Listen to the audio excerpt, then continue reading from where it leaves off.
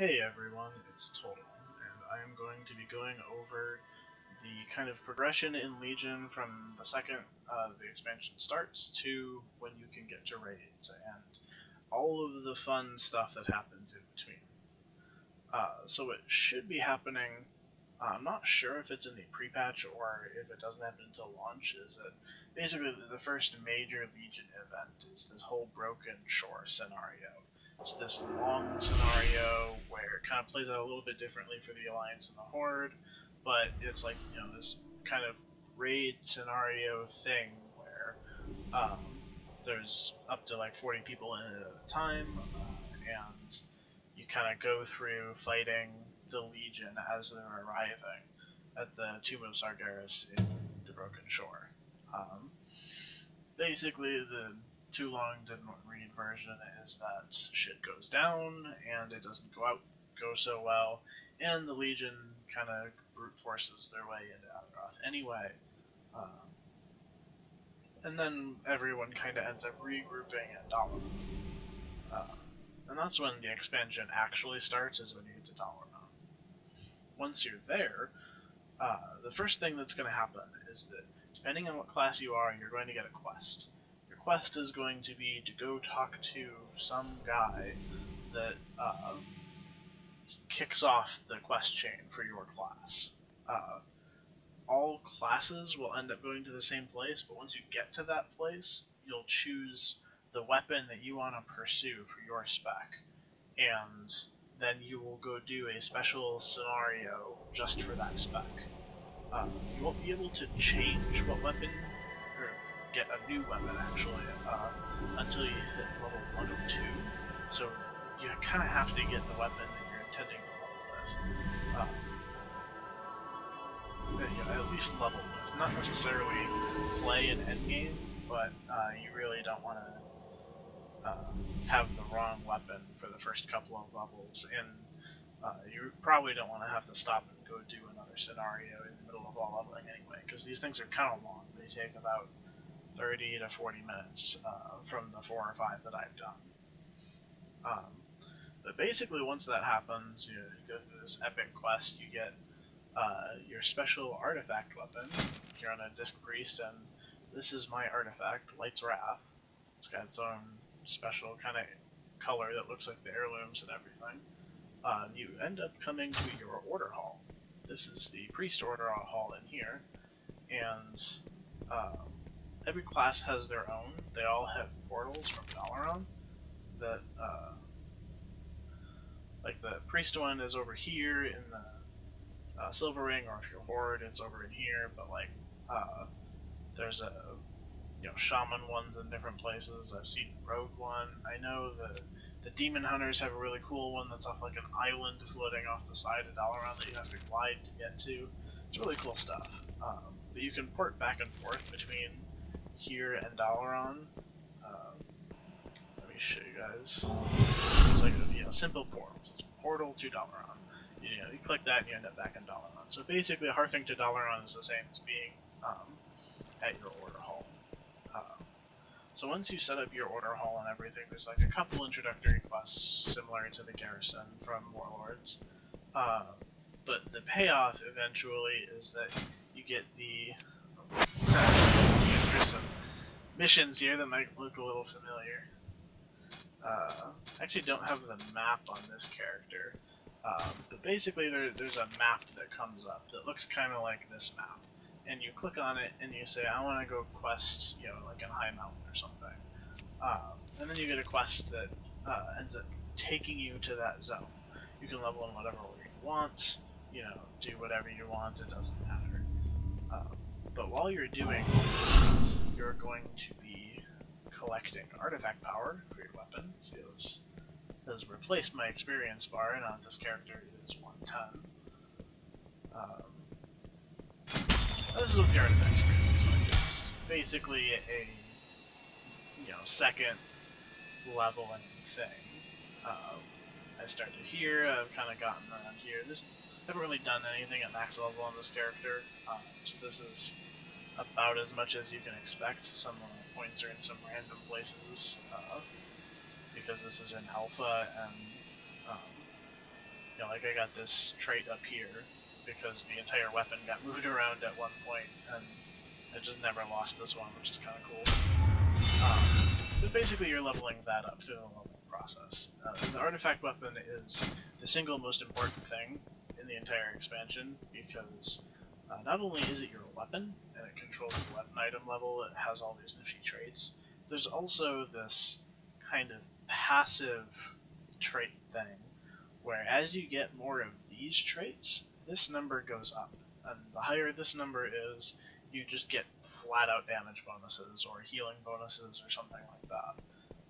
So you basically need to be taking care of your artifact the entire time. You'll find treasures and quests will reward artifact power. So just keep an eye out for that. So don't try to do anything cheesy like level solely through dungeons or grind out individual mobs, because you're just gonna end up with a terrible artifact weapon in the long run, and that is actually just worse than taking your time to level to begin with. So basically, you're gonna go do the quests. You can do the quests for all of the zones. I have done all of the zones 3 times now, and you kind of do them all, and unless they change the experience tuning, this is right before beta launches in May. So unless they massively change how the experience works, you can generally just do all of the quests, and you'll end up at 110. About 3/4 of the way through the last zone, and that's even if you don't do the bonus objective areas and stuff like that. You will want to do all the side quests because they come with artifact power too. But basically, it's your standard leveling experience. You level up, you do stuff. This time around, there's no level requirements because all of the mobs scale to your level rather than different zones having different levels. So all of the loot from the quests, all of the mobs, the difficulty, everything will just scale as you level. So you can do anything in any order you want. And eventually you will hit 110, and then the real fun stuff starts. So once you hit 110, there's a zone that you can't actually do until 110, which is Suramar, here in the middle. So you can do these 4 zones, but you can't do Suramar. You keep constantly flying over this zone, but you don't actually get to do anything here until 110. So you get here, and then it has its own quests at 110 with this whole unlocking mechanic of different areas and stuff that I'm sure is still being changed. I'm not really sure how it's going to end up looking when it's done, but it's very important to finish the one-time quests in this zone as well, because you won't get these world quests in Suramar until you actually finish this zone. So then once you finish Suramar, it's time to start doing world quests. And world quests are basically the bulk of the world content in Legion. All the stuff that you can do solo outside of 5-mans, outside of raids and everything. And the world quests, you might find them similar to the bonus objectives. Other people might find them similar to bounties from Diablo 3. It's just these exclamation points appear in different places. They tell you to go do different things. Like this one is, disgusting but useful. Pick up stuff. Get a trinket. Cool. This one, it's actually a regular quest that I haven't done yet. It's kind of funny. These all appear to be a little bugged right now. Again, this is right now, so this isn't cool. But yeah, see, this one gives artifact power. Some of these are kind of blue or something, and they're higher difficulty quests. Like this one might take 3 or 4 people to take down that mob. They're kind of like the old elite group quests, but they generally give better rewards. Like 88 artifact power is actually kind of a lot for doing a single thing. You find some others, and like this is 44 from just like a normal quest. And then, there's some that just give gold. This one, 90 gold, that's kind of nice. There's even a pet battle quest, and you get pet charms. All this fun stuff. And this is one that actually gives like real gear, an 805 plus, which means it It's like the quest rewards, where it has a chance to just be a better item as well. And all of these quests, so here's some of these gold dragon ones. These take like 5 or 10 people to do. These quests are kind of a pain. But if you have the people, it's free stuff. Like this is, an 820 cape. That's like better than heroic dungeon, really. Yeah, but they all have time limits on them. Like this one says, time left 6 hours. So after 6 hours, this quest will be gone, and it will be replaced with something else that might give something different. So if you're really looking for artifact power, you need to go hunt down the ones that all give artifact power. Probably the first thing you want to do when you hit 110 is probably hit up these easy ones that give just free gear like 820, because when you hit 110, you should be around 780, 785 item level. So these 820 is a really big upgrade for that point. This is a world quest to kill one of the world bosses, which is why it gives like an 850 item, is because it's time left 6 days. So it's once in the entire week you go kill Nidhogg, and it's pretty cool. This is a relic. Relics are basically like gem slots in your weapon. See, this says plus 31 item levels and a rank in confession. So relics are you have these slots in your weapon. I don't have the third one unlocked because the Order Hall campaign wasn't active on this character when I made it. But you kind of put these, you get these relics and you put them in these slots, and they give your weapon hit levels. That's just how you get a better weapon. And then they also have like a rank. So like this one gives 1 rank in this trait. I don't have this trait, so now I have 1 rank in it, which is kind of nice of. You can see, my pain suppression is 4.83 minutes instead of 5 because it's 10 seconds lower. So this plus 31 relic is pretty cool over here. So that's basically what you want to do. Anytime you're not doing group content, you want to be clearing out these world quests, just because these rewards are so nice. This is a thing for the new follower missions that just makes one of your dudes better, which is kind of nice. So you just kind of end up doing all of these, and it doesn't take that long to clear out a lot of these. But some of them are more important to do than others. Like these order resources, those are kind of important. Gold is obviously just not important at all. The gear ones won't be important after a little while, probably a few days at max level, really. But artifact power and resource ones are always very important, because those are kind of limited from other sources. So basically, you're going to be doing these world quests the entire time. Basically for the entire expansion. I don't think there will ever be a point where world quests become not something that's relevant anymore. Because unlike in Warlords, you don't passively get any order resources at all. So if you want to keep doing your missions and everything, you will have to end up going and doing some world quests every so often. Now obviously you can see with his missions, they're kind of the same. Even these give artifact power. So resources are basically another way to get artifact power, as well as these upgrade dudes over here. Yes. This guy that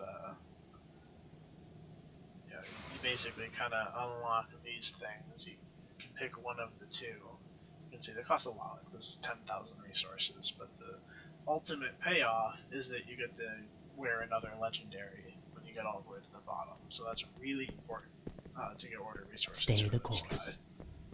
They're also used for getting artifact knowledge, which see, like I have. You be careful, man. 2, so I get extra artifact power. Don't this guy costs more resources every time you do this work order, which takes, right now it's like 4 or 5 days. They might change that. I've also said that'll get faster as the expansion goes on, so that you can catch up. But basically, resources are second only to artifact power in terms of what is important to get from the world quests. But then once you cleared out all those, you probably want to hop in some 5-mans. Normal modes this time around can basically be skipped entirely.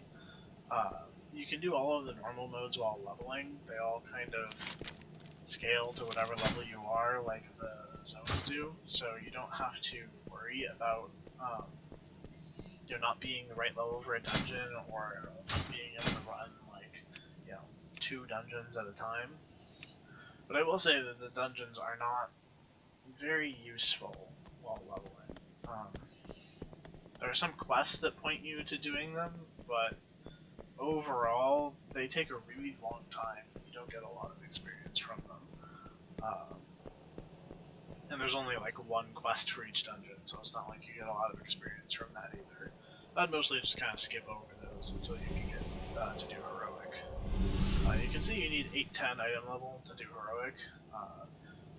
I just showed you most of those world quests give like 805 or 820 gear, so you might have to run like a couple normals to get into heroics. But once you can do heroics, there's no reason to go back and do normals. There is a first dungeon of the day bonus in the form of artifact power, but of course the heroic one is double, so it may turn out that it's worth it to do the 1 normal a day. I'm not sure.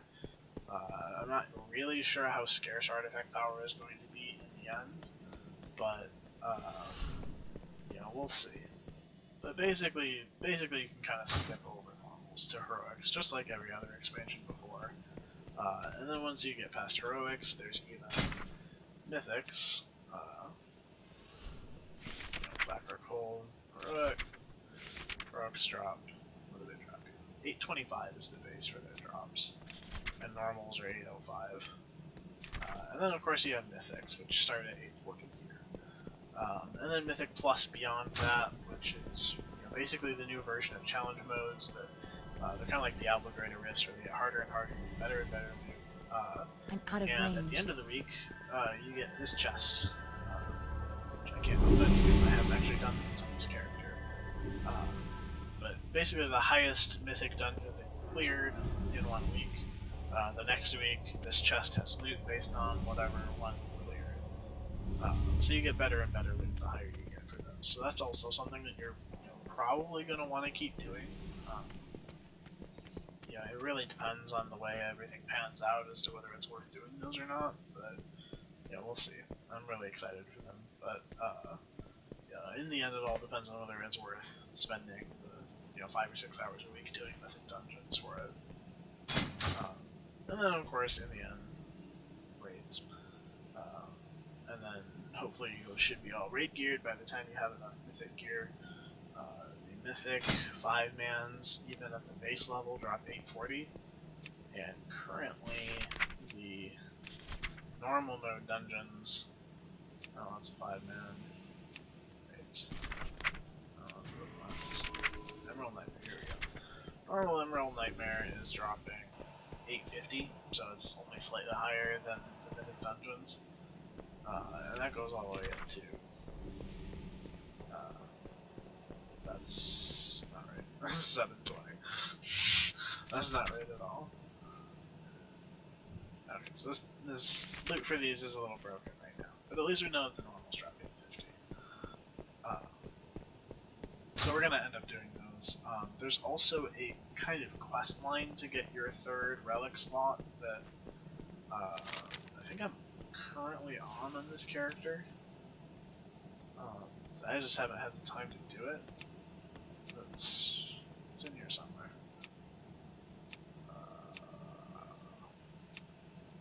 Artifact, here we go. Yeah, this is similar to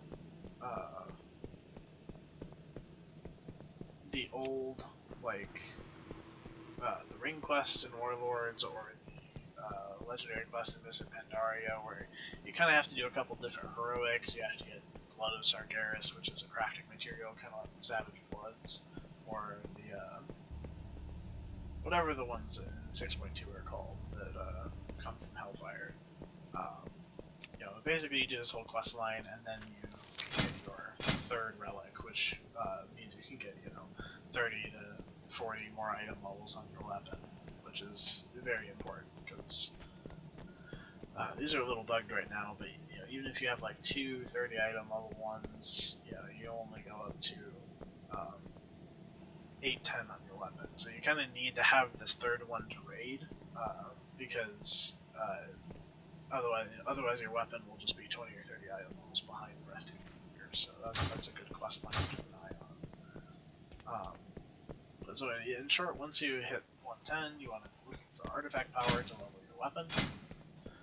You want to be looking for garrison resources to What business get have these you? dudes up, to Shorel get or artifact Ron? knowledge up, and you want to be looking for gear so that you can move from world quests into 5-man's heroic, 5-man mythic, and then into raids and higher. And then once you do all that, you should be all set and ready to take on whatever is going to happen in this tier, which should be very fun. I've liked most of the bosses I've seen so far. But thank you for bearing with me, and apologies if the production quality is a little low. I'm not really used to doing videos at all. But you know, we'll see if this has been useful to people at all. Until next time, as Toll, I'll see you guys later.